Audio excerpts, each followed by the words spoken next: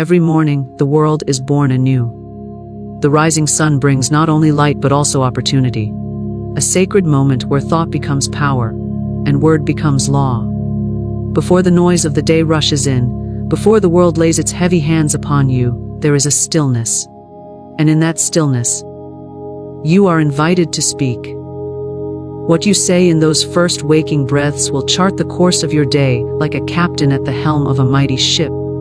Your words, chosen wisely, can break the spell of fear, dissolve the clouds of doubt, and summon the forces of good fortune. Life responds not to struggle, but to faith. It mirrors not confusion, but clarity. That which you plant in consciousness blooms in experience. Therefore, the morning is not to be squandered in worry or haste. It is a garden to be sown with truth. As the old thought dissolves and the new day dawns, you must speak as one who commands invisible armies. You must declare the truth of who you are, and what belongs to you by divine right. You must rise not only from your bed, but into your power. Begin with gratitude, for it is the gate through which all blessings enter. Speak of the good that is already yours. Declare your perfect health, your overflowing abundance, your divine protection. Speak to your soul as a wise teacher speaks to a child, firm in truth, gentle in tone. For the subconscious mind, like a garden, accepts every seed. You cannot afford to sow weeds of fear and reap a harvest of joy. Say to yourself, I walk in a world that is for me, not against me. Every step I take is on holy ground. Doors fly open before me because I walk with purpose, led by unseen hands. The supply I need is already mine. I am one with infinite intelligence, and nothing can be withheld from me. There is no virtue in bracing for disaster, no glory in repeating yesterday's doubts. Each morning is a new decree, and if you decree from love, from faith, from power, then nothing can stand against you. This is the secret the wise have always known. Your word is your wand. Do not wait for proof to speak your truth. Speak your truth, and proof will follow. You are not a victim of circumstance, but a creator of conditions. The universe does not hear your wishes, it hears your word, charged with belief. What you affirm in the morning is what the world will reflect back to you before the day is done. So speak boldly. Speak with joy. Let your morning words be a song of triumph. Let them rise above fear like the lark at dawn. Say only what you wish to see. For the words you speak to yourself each morning are not idle. They are laws passed in the courtroom of the soul. And what is decreed there shall not return void. Your word is your creative power. This is not a poetic metaphor or a soft-spoken spiritual comfort. It is a truth as absolute as any natural law. Just as gravity pulls objects to the earth without fail, so does the spoken word shape the experience of your life. Every phrase you utter holds within it the seed of creation. The spoken word is thought made visible, energy made form, spirit made flesh. You do not merely describe your reality, you dictate it. You do not narrate what is happening. You proclaim what must come to pass. When you speak, you are sending out a blueprint to the invisible forces that construct your world. These forces are obedient and impartial. They do not judge your intentions, they simply respond to your vibration, your belief, your tone, your clarity. Whether your words affirm prosperity or predict defeat, they act with equal precision. The law does not ask if you meant what you said. It acts upon what you said with the full authority of universal law. Many people speak carelessly, not realizing they are using sacred tools with every sentence. They declare sickness, lack, struggle, confusion, and wonder why these conditions persist. But how could it be otherwise? They have prophesied with their own mouth. They have called forth that which they dread. And yet the reversal lies in the same mechanism, the word. You can just as easily declare peace as you can worry aloud. You can affirm harmony as readily as you describe conflict. You can state that you are guided, protected, and abundant with the same breath that once uttered, I don't know what I'm going to do. It is a choice, moment by moment, word by word. No man or woman is without power when they understand this principle. No one is trapped who begins to speak with intention. Your word is not a weak signal drifting into a chaotic universe. It is a command.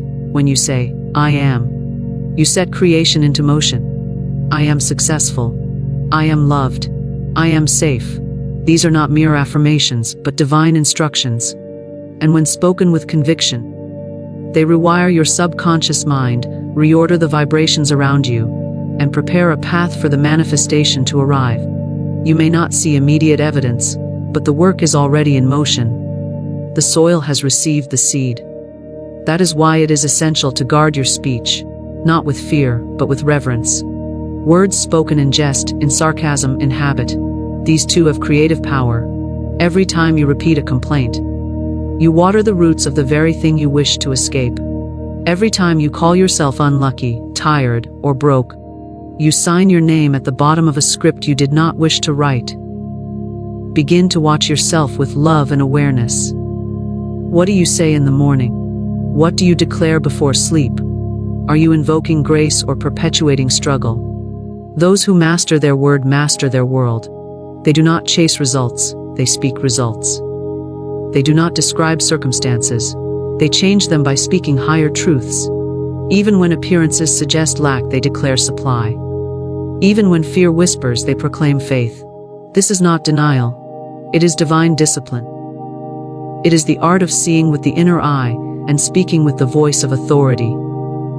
You are given this power not to echo the world, but to lead it. Not to explain limitation, but to dissolve it. You were made in the image of a creator who spoke the universe into existence. That power lives in you now, waiting to be remembered, waiting to be used rightly. Each time you say, I can't, you bury that power under layers of disbelief. Each time you say, I can and I will, you call it back to life. The subconscious mind takes every word you say as fact. It does not filter for sarcasm or modesty. It does not care if you were joking. It hears, I am overwhelmed, and it begins to adjust your perceptions, your energy, your expectations to match that condition. It hears, everything is working out for me, and it opens doors you didn't know existed. This is not mysticism. It is the mechanics of spiritual law. And so, discipline your mouth. Let it become an instrument of truth. Let it speak only what you wish to grow. If you would not plant weeds in a garden, do not plant despair in your consciousness. If you wish to see joy, speak joy. If you wish to be supported, say so. Let your word be aligned with your vision, not your fear. Speak of the thing you desire as though it is already yours, for in the eyes of the law it is. You must become bold in your declarations. Life bends to the will of the one who speaks with authority. Not with arrogance, but with spiritual confidence. To say, I am blessed, is not to ignore pain. It is to acknowledge a higher truth that can dissolve pain. To say, everything is happening for my good, is not to deny challenge. It is to place challenge within the hands of divine order. Each time you speak like this, you reclaim your power. Most people speak according to appearances. They say what they see. But those who understand the creative power of the word say what they want to see. They speak as visionaries, as architects, as alchemists. They do not parrot facts, they shape reality. And they do it without strain, without force, simply by aligning their speech with the law of truth. There is a sacred responsibility in knowing this. You can no longer afford to speak idly. You cannot indulge in self-deprecating humor, in casual pessimism, in habitual complaints, and expect your life to rise. You must become a deliberate speaker, a watchman at the gate of your own mouth. Let every sentence be weighed in the balance of truth. Let every phrase either uplift, correct, or command. There is no neutral word. Each one builds or destroys, blesses or binds. It may feel awkward at first to change your language. You may catch yourself halfway through a sentence and correct it. That is good. That is growth. You are shifting lifetimes of unconscious speech into conscious creation. With practice, your words will become your allies. They will go before you, preparing the way. They will meet others in return with blessings. They will comfort, attract, restore, and guide. They will become the divine messengers they were always meant to be. When you speak from this place of knowing, things begin to happen. The atmosphere around you changes. People respond differently. Opportunities appear, not because you manipulated events, but because you aligned yourself with the fundamental truth that life flows where the word goes. The vibration of your voice becomes the magnet of your experience. What you say consistently becomes the architecture of your life. Speak accordingly.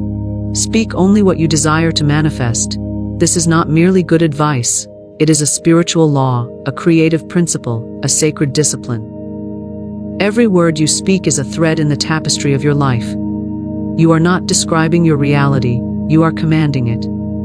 Each sentence that passes your lips becomes a declaration, a decree, a mold into which the invisible substance of the universe flows. When you speak of what you fear, you give it shape. When you speak of what you love, you give it power. The law does not discriminate between words spoken in hope or despair. It simply obeys. You are always speaking something into existence, whether you know it or not. The universe is always listening, not to your wishes, but to your words.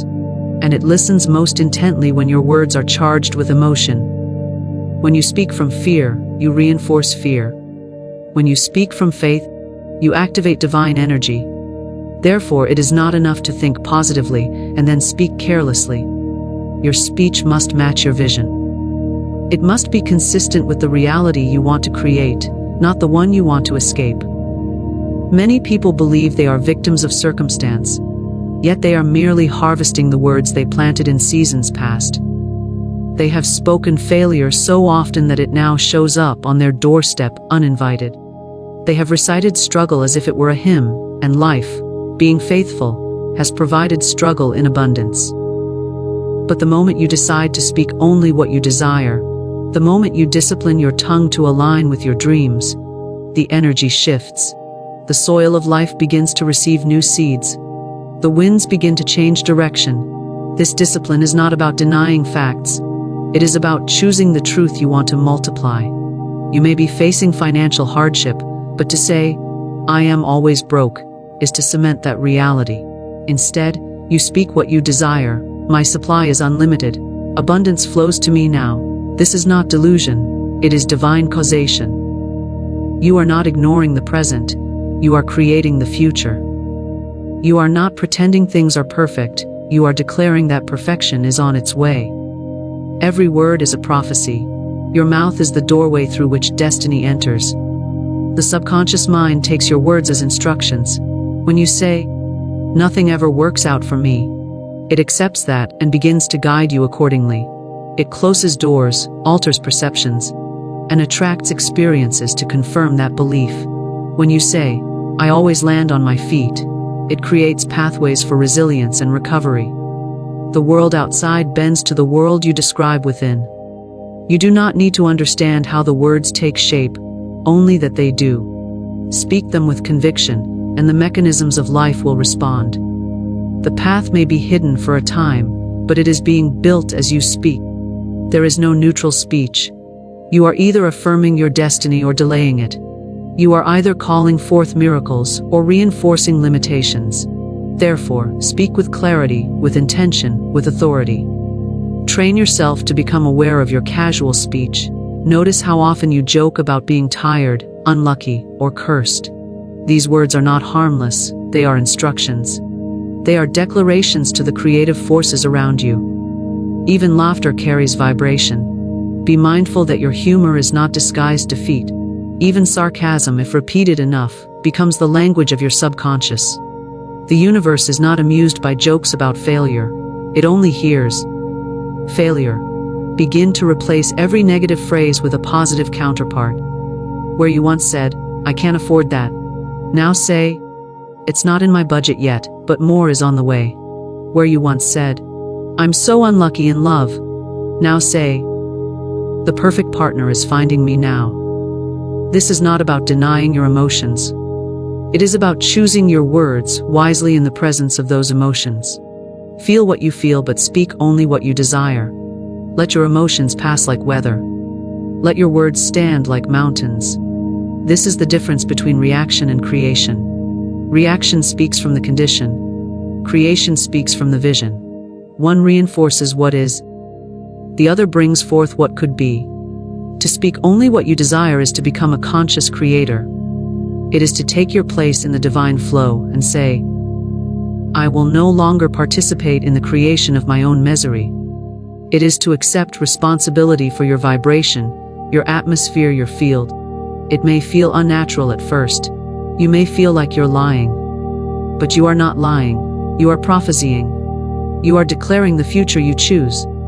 You are refusing to energize what no longer serves you.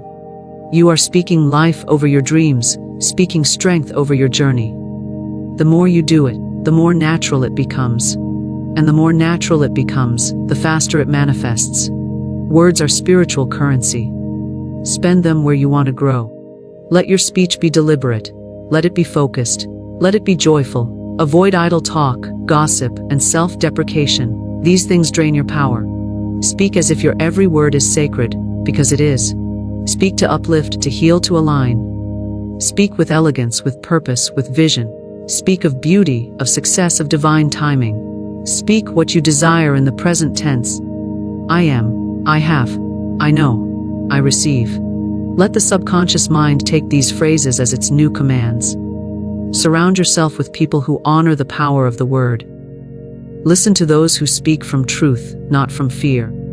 Protect your ears from language that brings you down. What you hear often becomes what you say. What you say becomes what you live. Let your circle be one of deliberate creators, not chronic complainers. Let your environment echo the vibration you wish to maintain. If a situation arises that tempts you to speak defeat, pause, breathe, redirect, ask yourself, do I want more of this? If not, say nothing. Or better yet, speak a higher truth. If someone asks how you're doing and your heart feels heavy, you can still say, things are shifting in my favor. You can still say, I'm finding my way through. You can still say, I expect something good. This is not about pretending. It is about choosing the frequency you wish to dwell in. Your desires are not weak wishes. They are divine blueprints, and your words are the tools with which you build them. Speak them daily. Speak them boldly. Speak them lovingly. Speak them as prayers, as declarations, as codes. Let every sentence carry the vibration of your future. Let your word be a mirror of your vision, not your past. Let it align with the highest version of yourself. Each time you catch yourself speaking of lack, pause. Choose again. Each time you are tempted to describe what is going wrong, choose instead to describe what is unfolding. Each time you are pulled toward complaint, turn toward declaration. Speak what you desire, not what you fear. Speak of what is becoming, not what has been. Speak with reverence, for your word is the architect of your reality. Speak only what you desire to manifest. Gratitude opens the gates of abundance. This is not just a comforting phrase. It is a spiritual law, an energetic truth, a force that shifts reality. When you express gratitude, you step into alignment with the divine order of life. You move from resistance to acceptance, from lack to sufficiency, from fear to faith. Gratitude does not wait for everything to be perfect. It acknowledges the perfection that is already present. It is the language of receivership, the vibration of wholeness, the magnet of miracles. Every time you give thanks, you expand. You expand your awareness, your frequency, your capacity to receive. Gratitude is not a reaction, it is a choice. It is not reserved for moments of celebration. It is most powerful when used in moments of uncertainty. When you can say, thank you.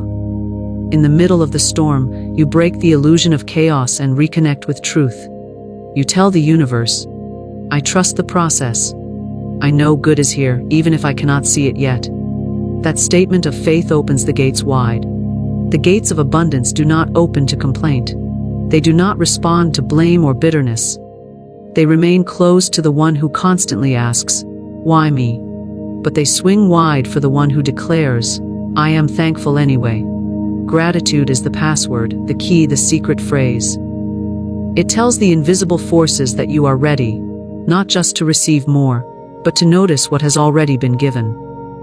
When you notice what you have, you multiply it.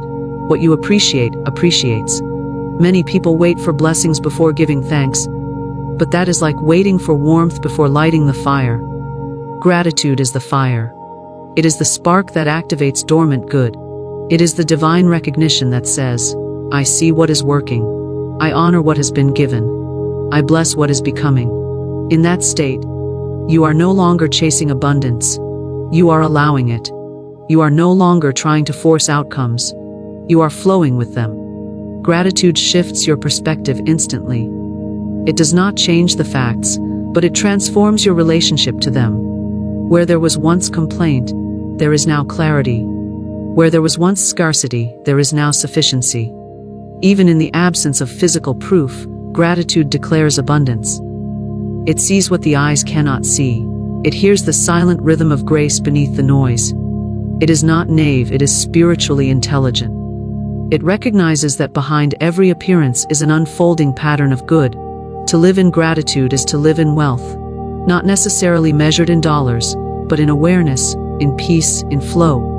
Wealth of mind precedes wealth of form. The one who can find something to be grateful for in every moment is rich beyond measure. They have mastered the vibration of prosperity. They are no longer desperate. They are magnetic. Life loves to give to those who are already giving thanks. The grateful soul becomes a channel through which more can pour. There is no moment too ordinary for gratitude. You can give thanks for breath, for sunlight, for the ability to read these words. You can give thanks for clean water, for the food you've eaten, for the lessons you've learned. You can give thanks for your body, your mind, your resilience. You can even give thanks for the closed doors, for they redirected you. You can thank the delays, for they protected you. You can bless the challenges, for they refined you. Gratitude does not require evidence. It creates it. When you begin to thank life in advance, you become a co-creator of blessings. You declare, I know my good is on its way. I trust in divine timing. I receive it now in joy. That is not wishful thinking, that is creative power. The universe mirrors your frequency. Speak gratitude, feel gratitude, live in gratitude, and you will witness more and more reasons to continue. Gratitude calms the mind and activates the heart. It pulls you out of mental loops and returns you to the present moment. It silences the voice of fear and awakens the voice of wisdom. In the presence of sincere thanks, anxiety cannot survive, worry dissolves, comparison vanishes. You are no longer chasing something outside yourself. You are rooted in the now, where all good begins. You become a peaceful receiver instead of a restless seeker. To begin a day with gratitude is to give it direction. It is to tell the day, I expect good. I welcome blessings. I am attuned to beauty. From that place, opportunities are easier to see, solutions more available, connections more harmonious. You start to walk through life with the eyes of grace. You recognize small miracles, subtle gifts, gentle nudges. You stop needing the dramatic and start appreciating the simple. And in that simplicity, the extraordinary often appears. Gratitude is also protection. It shields you from the illusion of not enough. It guards you against envy and comparison. It keeps your focus on what's working, even when not everything is perfect. A grateful person is not blind. They simply choose to magnify the good. They do not deny reality. They shift their relationship to it. They do not pretend all is well. They declare that good is present, even now, and therefore more is on its way. When you make gratitude a practice, it becomes a state of being. You no longer have to try. You simply are grateful. It becomes automatic, natural, effortless. The words, thank you, become more than manners. They become a spiritual vibration.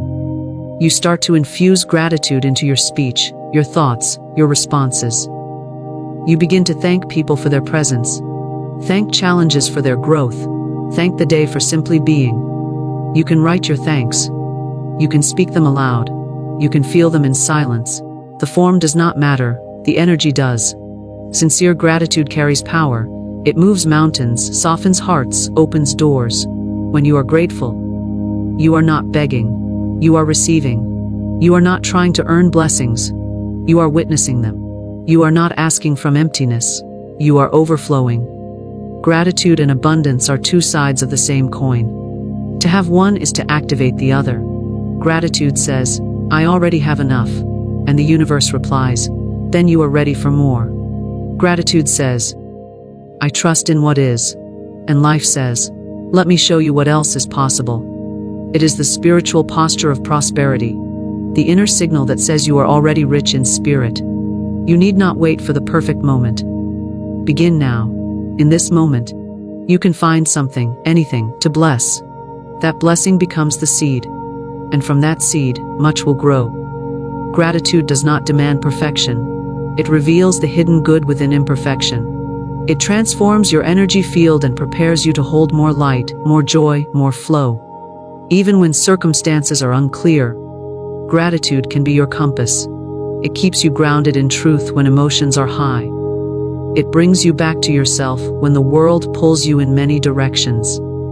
It reminds you that even when things seem uncertain, something is always working for your good. Gratitude is the voice that whispers, you are already supported. You are already loved. You are already enough. In faith overrides fear and doubt.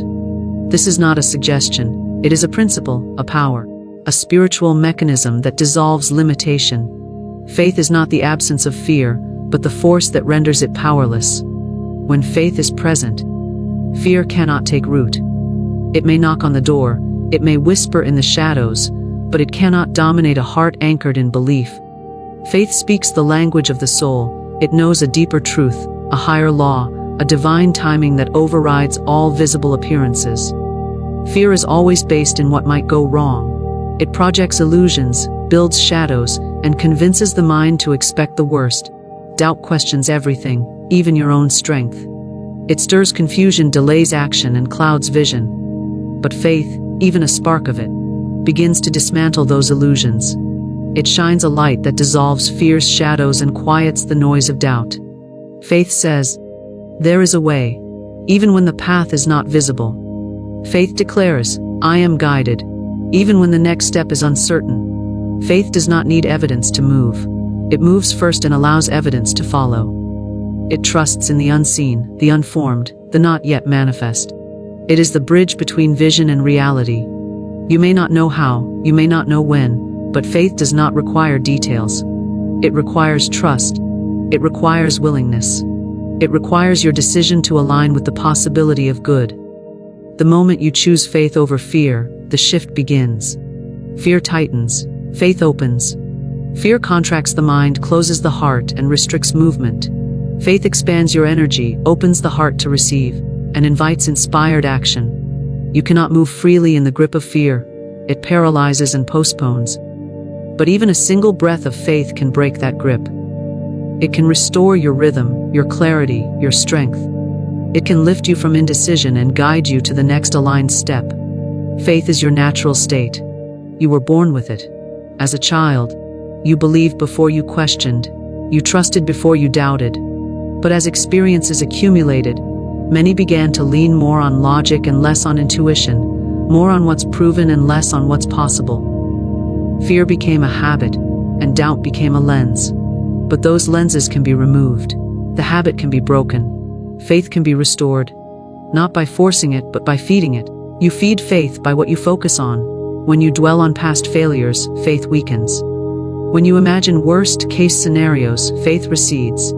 But when you remember how life has carried you before, when you recount even small victories, faith grows. Gratitude and faith are allies. One acknowledges the good already here, the other anticipates the good on the way. Together, they build a foundation that fear cannot touch. Faith is a choice. It may not always feel natural, but it can always be chosen. You choose it in the face of fear by saying, I believe in something greater. You choose it in the presence of doubt by saying, I don't need to know everything. I trust what I cannot yet see. You choose it when circumstances shake, when doors close, when answers delay. And the more you choose it, the stronger it becomes. Faith is a muscle. It builds with use. When doubt speaks loudly, you do not argue. You affirm. You speak the truth even if your voice shakes. You say, I am supported, even when you feel alone. You say, all things are working for my good, even if you don't yet see how. This is not pretending. It is spiritual authority. You are not ignoring facts. You are aligning with higher truth. The truth that you are divinely guided. The truth that your path is unfolding with perfect timing. The truth that nothing is too big for the divine power within you. Faith is not passive. It does not sit and wait in helpless silence. It listens inwardly, moves when guided, and remains steady in uncertainty. Faith shows up with consistency even when results are delayed. It acts in alignment with what it knows to be true, not what circumstances suggest. And through that consistency, it attracts synchronicities, opportunities, solutions that fear could never access. Fear is loud and immediate. Faith is quiet but enduring. Fear screams for attention. Faith whispers reassurance. And yet, it is the whisper that holds the real power. It is the still, small voice that says, "You are not alone. You are on the right path. Keep going." To hear that voice, you must turn down the noise of panic and tune into the frequency of peace. That frequency is always there, waiting for your attention. Faith lives in that silence. It speaks when you pause, when you breathe, when you let go of the need to control everything. There are moments in every journey where doubt will rise. It is part of the process. It is not a sign to stop. It is a sign to go deeper. Deeper into trust, deeper into surrender, deeper into inner knowing. You are not weak because you feel afraid. You are powerful because you choose faith anyway. You are not failing because doubt knocks on your door. You are growing because you answer with truth. Faith is not blind, it sees what eyes cannot. It sees the outcome held in the seed, the promise hidden in the delay, the gift wrapped in the challenge. Faith looks beyond appearances and anchors into essence. It says, "I know who I am." Even when the world questions, it says, "I know what I carry." Even when the vision hasn't materialized, it says, "This too is working for me." Even when the path is unfamiliar, you build faith by keeping promises to yourself. Each time you follow through, trust increases. Each time you listen to intuition, alignment strengthens. Each time you act with courage, the evidence of faith appears. It may come in subtle ways, a message, a sign, a moment of peace, but those subtle signs compound into unshakable knowing. You begin to realize that life meets you at your level of faith. What you believe becomes your experience. When fear rises, pause and breathe. Ask yourself, what would faith say here? Then say it. Let your words reflect your inner authority, not your external anxiety. Speak not as one who is at the mercy of life, but as one who walks in partnership with it. Speak as if what you desire is already real, because in the realm of spirit, it is. Faith does not need proof to begin. It begins and allows proof to arrive. In times of waiting, let faith be your anchor. In times of change, let faith be your compass. In times of challenge, let faith be your strength. You are not required to have all the answers. You are only required to trust the next step. You are not here to predict the entire outcome. You are here to walk with belief, to speak with conviction, to act with courage. Fear may visit, but it does not get to stay. Doubt may speak, but it does not get the final word. You are the author.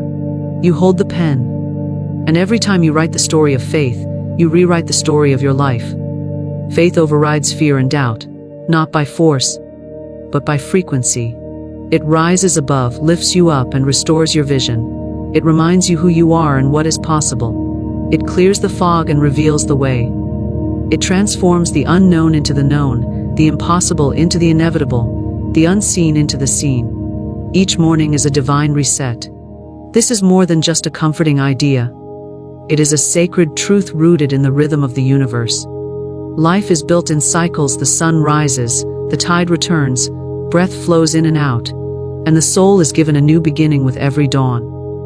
When you awaken each day, you are not merely resuming from yesterday. You are stepping into a field of new potential, a clean slate offered by divine intelligence. It is the invisible gift wrapped in ordinary moments, waiting to be recognized by the one who sees with spiritual eyes. No matter what happened the day before, whether you triumphed or struggled, whether you rose in strength or fell in weakness, the morning does not carry judgment. It carries invitation. It says, begin again. It says, try once more, but this time with wisdom gained. It says, bring only what serves you forward and leave the rest behind. The morning is not the continuation of your problems. It is the opportunity to choose again, think again, speak again, and align again. You are not required to carry yesterday's burdens into today. You may if you choose, but the law does not demand it. The energy of the new day is neutral until you shape it. The thoughts you think upon waking, the words you speak into the quiet air, the energy you claim as your own. These are the materials from which your day will be formed. Each morning is a blank page, and your consciousness is the pen. Each thought is a brushstroke, each belief is a decision. The divine reset is not bound by clocks or calendars. It is spiritual. It is not about erasing the past, but about reclaiming your power in the present. When you wake up, you return to the place of choice. The world outside may remain the same, but you are free to shift your inner world. And as you shift that, the outer will eventually follow. Morning is a threshold, and how you cross it determines the rhythm of your day. You can cross it with worry or with wonder, with dread or with declaration. You do not need permission to start fresh. The reset is your birthright. It is part of the divine design. Life is not holding your past against you. It is offering you this moment, now, to begin again with greater clarity, greater love, greater faith. The sun does not rise halfway because of your mistakes. It rises fully, faithfully, whispering, "You are still worthy of light." That is the essence of grace. When you treat each morning as a divine reset, you become a conscious participant in creation. You begin to honor the sacredness of the first thoughts you think, the first words you speak. You stop rushing into the noise and instead choose to enter the day with intention. You set the tone. You declare the atmosphere. You remember that you are not at the mercy of circumstances. You are the architect of how you move through them. Most people begin the day by replaying the past. They open their eyes and invite yesterday's stress back in. They carry arguments, regrets, unfinished tasks, and unresolved emotions straight into the new dawn. But you can choose differently. You can pause before you pick up the weight again. You can breathe and say, "Today I begin anew." You can affirm, "This is a new day filled with new possibilities." Those words are not mere sentiments. They are activations. They reset the energetic pattern. They shift the trajectory. Each morning, life gives you back your power. Not because you earned it, but because it is yours. You are not your past. You are not your thoughts. You are not your fears. You are not even your achievements. You are a divine being with creative authority. The morning is when this truth is easiest to remember, before the distractions begin, before the momentum of the world pulls you into its story. In that quiet moment, you are closer to source, to spirit, to the stillness that births all things. You can use the morning to speak to your soul. You can look in the mirror and bless your reflection. You can sit in silence and listen for guidance. You can write down what you are grateful for, what you are calling in, what you are choosing to release. You can declare your alignment, your purpose, your truth. These simple rituals are not just practices. They are portals. They usher in the version of you that is ready to live with greater consciousness, compassion, and clarity. If yesterday was heavy, let this morning be light. If yesterday was chaotic, let this morning be calm. If yesterday was filled with confusion, let this morning be a return to inner knowing. Nothing is final unless you decree it so. You are not defined by what has been. You are defined by what you now choose to become. The divine reset honors your right to evolve. It does not shame your missteps. It welcomes your next step. Life is generous in its offerings. It gives you the sun again, the breath again, the moment again. You do not need to be perfect to begin. You only need to be present. The reset is not about force. It is about surrender. It is not about trying harder. It is about allowing more deeply. It is about saying yes to what wants to emerge from within you today. That emergence might be soft or strong, quiet or bold, inward or expressive. However it appears, it is sacred. You can awaken into joy. Not because everything is resolved, but because joy is your natural state. You can rise into peace, not because there is no noise around you, but because there is quiet within you. You can step into purpose, not because the path is fully lit, but because you are willing to walk it with faith. Each morning offers this permission slip. Each morning offers this sacred pause. You do not need to wait for a new year, a new month, or even a new week. You only need this sunrise, this breath, this choice. When you remember the power of the morning, you reclaim your role as co-creator with life itself. You stop dragging the past into the present and start building from truth. You stop letting fear write your story and start allowing spirit to move your hand. Even if nothing around you changes, the inner reset changes everything. It shifts how you see, how you respond, how you show up. It creates space for new solutions, for new perceptions, for new ways of being. You begin to move from habit into awareness, from reaction into intention. And from that place, new outcomes naturally follow. The divine reset is not loud. It does not force its way into your awareness. It waits patiently for you to remember. It arrives with the first light on your pillow, with the hush before the alarm, with the coolness of the air against your skin. It is the invitation to rise in consciousness, to bring your spirit forward, to remember that nothing is stuck unless you keep it that way, to remember that you are more than your circumstances, to remember that this moment, this exact breath, is the most powerful place from which to begin.